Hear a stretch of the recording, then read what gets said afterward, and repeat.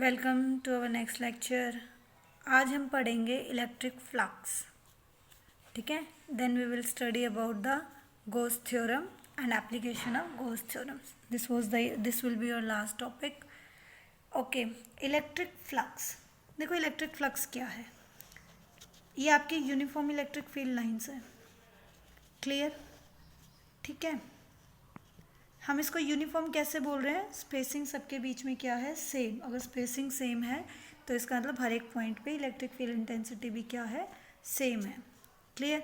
अब अगर मैं इस इलेक्ट्रिक फील्ड लाइंस के पाथ में, ठीक है, हम क्या करते हैं, ये एक सरफेस रख देते हैं। क्लियर? ठीक है, तो जितनी electric flux, the amount of electric flux will pass through this area normally to that surface. Clear? जितनी इलेक्ट्रिक फील्ड लाइंस हमारी इस सरफेस एरिया में से नॉर्मली पास करेंगी, that will become your electric flux. देखो सिंपल से वर्ड में एक चीज़ समझो। हमारा एक रूम है, ठीक है, हमारे घरों में रूम होते हैं। आपके रूम के बाहर बिल्कुल ओपन एरिया है। ठीक है, क्लियर? ठीक है, क्या है ये? आपका एटमॉस्फेयर है। क्लियर? ठीक है, एटमॉस्फेयर में क्या प्रेजेंट है? हमारी एयर। ठीक है, ओपन में क्या है? एयर प्रेजेंट है। ठीक है, अब ये एयर एक रूम में एक विंडो के थ्रू पास हुई। ठीक है, वो आपकी ऐसे भी हो सकती है, ऐसे भी पास कर सकती है। क्लियर? तो जितनी अमाउंट ऑफ एयर आपकी इस विंडो में से नॉर्मली पास करेगी, ठीक है, वो आपका क्या बन जाएगी? अब बाहर मान लो एयर है आपकी। ठीक है, अब ऐसा तो है नहीं बेटा कि सारी की सारी एयर इस विंडो में से पास कर जाएंगी। क्लियर? जितनी पास करेंगी that will become flux. Clear? Simple सी भाषा में समझ आया कि आपका ये ओपन है, यहाँ आपकी बहुत सारी एयर है। ठीक है, एक विंडो लगाई आपने। अब उस विंडो में से जो भी एयर आपकी पास करेगी वो आपकी क्या बन जाएगी? फ्लक्स। तो इन द सेम वे यहाँ से आपकी इलेक्ट्रिक फील्ड लाइन्स आ रही है, उसके बीच में आपने क्या लगा दी? एक सरफेस लगा दी। क्लियर? ठीक है, अब इस सरफेस में से सारी इलेक्ट्रिक लाइन तो पास नहीं कर सकती। ठीक है, जो इलेक्ट्रिक फील्ड लाइन्स आपकी इस सरफेस में से नॉर्मली पास करेगी that will become its electric flux. Clear? अब यहाँ पे नॉर्मली का क्या कंसेप्ट है वो समझो। देखो ये मान लो आपकी एक सरफेस है। देखो इस सरफेस को समझाने से बेटर, देखो ये आपकी एक बुक है बेटा। क्लियर? इस बुक की ये क्या है? लेंथ। ये क्या है? ब्रेड्थ। ध्यान से देखो, ये क्या है? इसकी length, sorry, this is length, this is breadth, this is breadth, this is length. ठीक है, what is the length into breadth? Area. Clear? लेकिन उस एरिया की डायरेक्शन क्या होगी? आपको पता है, this is breadth, this is length. ठीक है, ये मान लो आपकी एक एक्स एक्सिस है, ये वाई एक्सिस है। ठीक है, इनका वेक्टर कहाँ होगा? Third direction, Z axis. तो आउटवर्ड क्या होगा इसका? दिस आउटवर्ड, वो क्या होगा आपका? Z axis. क्लियर? आप क्या बनाते हो? ये आपकी लेंथ है, ठीक है, ये आपकी ब्रेड्थ है, this is X axis, this is Y axis. ठीक है, अगर अब आपको लेंथ इंटू ब्रेड्थ क्या होती है? एरिया। ये आपकी लेंथ, ये आपकी ब्रेड्थ होगी, लेंथ होगी, ये क्या देगी? इसका एरिया। ठीक है, अब उस एरिया की अगर हम डायरेक्शन निकालें तो वो क्या होगी? इनके perpendicular. This will be your Z axis. Cartesian आप ऐसे ही तो बनाते हो बेटा। ये एक्स है, ये वाई है, ये एक्स, ये वाई। तीसरा वेक्टर इनके क्या होता है? परपेंडिकुलर। क्लियर? यही होता है।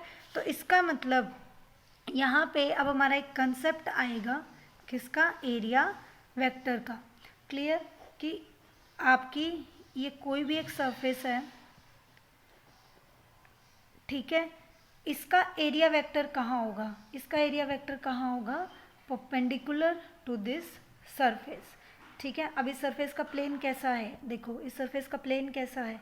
ऐसा, ठीक है। अगर आप ध्यान से देखो तो इस सरफेस का प्लेन कैसा है, कुछ आउटवर्ड, ठीक है, बाहर की तरफ निकलता हुआ, तो इसके ऊपर परपेंडिकुलर भी क्या होगा, कुछ इस तरह से, ठीक है। तो परपेंडिकुलर कहाँ होगा इसका, बाहर की तरफ आप निकालोगे, ठीक है, this will B perpendicular, clear, ठीक है। और ये परपेंडिकुलर आपको क्या देगा, एरिया वेक्टर, क्लियर, ठीक है। तो अब जितनी भी इलेक्ट्रिक फील्ड लाइंस आपकी इस एरिया वेक्टर के पैरेलल में एंटर करेंगी, that all will be termed as electric flux. तो देखो बेटा, electric flux are nothing, electric flux denoted with phi, this is equal to E by A, electric field per unit area. Per unit area कितनी electric field line pass कर रही हैं, वो क्या बन जाता है उसका, इलेक्ट्रिक फ्लक्स। लेकिन ये याद रखना, ये इलेक्ट्रिक फील्ड लाइंस आपकी कैसे होनी चाहिए, परपेंडिकुलर। अच्छा, आप एक कंसेप्ट और समझो, देखो ये आपकी एक सरफेस है, ठीक है, ये आपकी एक सरफेस है, क्लियर, ठीक है।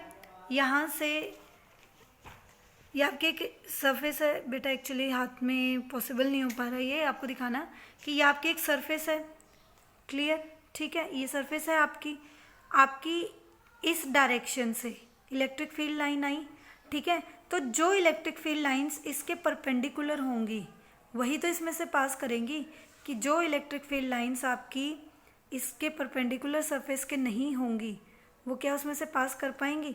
देखो सिंपल सा, देखो यहाँ मैं कोशिश करती हूँ आपको समझाने की। ये आपकी इलेक्ट्रिक फील्ड लाइंस है, लुक, ये आपकी इलेक्ट्रिक फील्ड लाइंस है, ओके, ठीक है, क्लियर। अब आप किसी भी सरफेस को आपने इस तरह से सरफेस रख दी, तो क्या ये सरफेस सारी इसमें से पास कर जाएंगी, बताओ। ये विंडो है आपकी, लेट उसकी ओरिएंटेशन कुछ इस तरह से है, तो क्या ये इलेक्ट्रिक फील्ड लाइंस, देखो ये वाली इलेक्ट्रिक फील्ड लाइंस नहीं पास करेंगी, ये वाली इलेक्ट्रिक फील्ड लाइन, ठीक है, आपकी क्या कर जाएंगी, पास कर जाएंगी, ये वाली पास कर जाएगी, ठीक है। अब अगर हम नेक्स्ट बनाएं तो क्या ये वाली इलेक्ट्रिक फील्ड लाइन पास करेगी, नहीं, ये वाली इलेक्ट्रिक फील्ड लाइंस पास नहीं करेंगी। तो इसका मतलब इलेक्ट्रिक फील्ड लाइंस किसी भी एरिया में से कब पास करेंगी वो किस पे डिपेंड करेगा, सरफेस एरिया के ओरिएंटेशन पे, बट ऑब्वियस है, ठीक है। अगर इलेक्ट्रिक फील्ड लाइंस तो आपकी ऐसे आ रही है, क्लियर, ठीक है, और मैं एरिया कर दूं ऐसे, मतलब विंडो आपकी ऐसे है, तो क्या इलेक्ट्रिक फील्ड लाइंस पास करेंगी, नहीं, वो इसके ऊपर से निकल जाएंगी। अगर मैं एरिया ऐसे करूं तो अब सारी की सारी इलेक्ट्रिक फील्ड लाइंस आपकी पास कर जाएंगी। अब एरिया अगर मैं ऐसे कर दूं तो क्या इलेक्ट्रिक फील्ड लाइंस पास करेंगी, नहीं।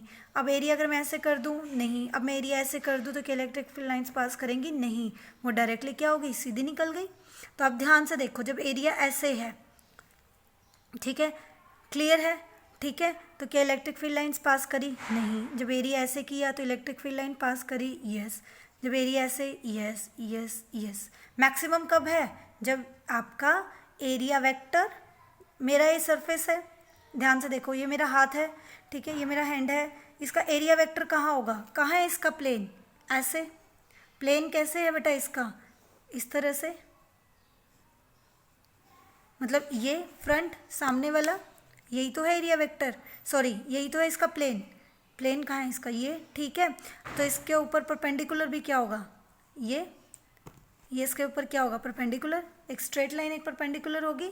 अब ध्यान से देखो, ठीक है, एक स्ट्रेट लाइन क्या होगी, परपेंडिकुलर होगी, ओके। देखो मेरा मान लो ये प्लेन है, ठीक है। अब देखो इसका एरिया वेक्टर कहाँ होगा, इस सरफेस के परपेंडिकुलर, ठीक है। परपेंडिकुलर कैसे होगा, ऐसे, ठीक है, क्लियर। तो इलेक्ट्रिक फील्ड लाइंस भी देखो कैसे आ रही हैं, parallel to your area vector, clear, ठीक है। तो इसका क्या मतलब है आपका, कि फ्लक्स मैक्सिमम कब पास करेगा, जब आपका area vector and electric field के बीच में थीटा कितना होगा, 0। या फिर आप ये कह सकते हो कि आपकी जब इलेक्ट्रिक फील्ड लाइंस किसी भी सरफेस के परपेंडिकुलर होगी, क्योंकि एरिया वेक्टर भी क्या होता है, एरिया वेक्टर भी क्या होता है, perpendicular to the surface. Length into में मैंने आपको फिर बता रही हूँ ये परपेंडिकुलर क्यों होता है, क्योंकि length into breadth, length into breadth क्या देता है आपको, एरिया। अगर अब आपको इसका डायरेक्शन निकालनी है एरिया की तो कैसे निकालते हो, वेक्टर रूल से, 11th में भी पढ़ा है, एक वेक्टर जो इन दोनों के क्या होगा, परपेंडिकुलर। ठीक है, क्लियर। ठीक है, तो एरिया वेक्टर क्या होता है, perpendicular to the surface. Electric field भी क्या है, परपेंडिकुलर टू द सरफेस, तो दोनों में एंगल कितना होगा, 0 डिग्री। तो जब आपकी electric field lines, when your electric field lines are perpendicular to surface, flux is maximum. जैसे मैंने आपको बताया ये वाला केस, क्लियर।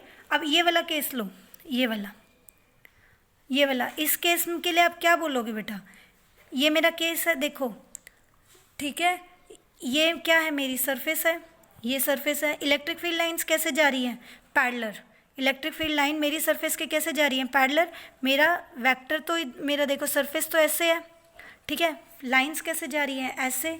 इसका मतलब सरफेस आपकी ऐसे है, सरफेस आपकी ऐसे है, फील्ड लाइंस कैसे जा रही हैं, ऐसे। तो ये तो है फर्स्ट केस। सेकंड केस आप क्या ले सकते हो, when field lines are along the surface. Along the surface का क्या मतलब है, पैरेलल टू द सरफेस। तो इस केस में देखो, अब ध्यान से देखो, वो ये मेरी सरफेस है, क्लियर। ठीक है, अब इसका एरिया वेक्टर कहाँ होगा, ये, this is your area vector perpendicular to this surface. ठीक है, ध्यान से देखो बेटा, थोड़ा सा हाथ आगे करो, बस। ये आपका क्या है, परपेंडिकुलर। अब इलेक्ट्रिक फील्ड लाइंस में और इस एरिया वेक्टर में कितना एंगल बन रहा है, 90 डिग्री, क्लियर। ओके, तो अब यहाँ पे area vector and electric field lines में कितना एंगल बन रहा है, 90 डिग्री। ठीक है, लेकिन क्या कोई फ्लक्स पास करेगा, ध्यान से देखो, नहीं, नो। तो फ्लक्स इज 0। तो बेटा ये दो बहुत अच्छे से याद रखना। अगर मैं ये कहती हूँ electric field lines are perpendicular to surface, तो इसका मतलब परपेंडिकुलर टू सरफेस का क्या मतलब है कि फ्लक्स और एरिया वेक्टर के बीच में, सॉरी, इलेक्ट्रिक फील्ड लाइंस और एरिया वेक्टर के बीच में एंगल कितना है, 0 डिग्री। तो इस केस में आपकी इलेक्ट्रिक फ्लक्स क्या होगा, मैक्सिमम। ठीक है, और अगर electric field lines are along the surface, तो आपका एरिया वेक्टर और इलेक्ट्रिक फील्ड लाइंस में कितना एंगल है, 90 डिग्री। तो in that case flux is 0। तो बहुत अच्छे से इन कंसेप्ट को ध्यान रखना, और सिंपली अब आप समझ गए होंगे, flux is nothing, flux is the amount of electric field lines passing normally to the surface, clear, बहुत अच्छे से। ठीक है, तो electric flux is nothing denoted with phi and it is E by A, clear. Electric field lines per unit area, और इसकी Newton पर metre square, clear. ठीक है, आई थिंक अब आपको ये क्लियर है। ठीक है, थैंक यू।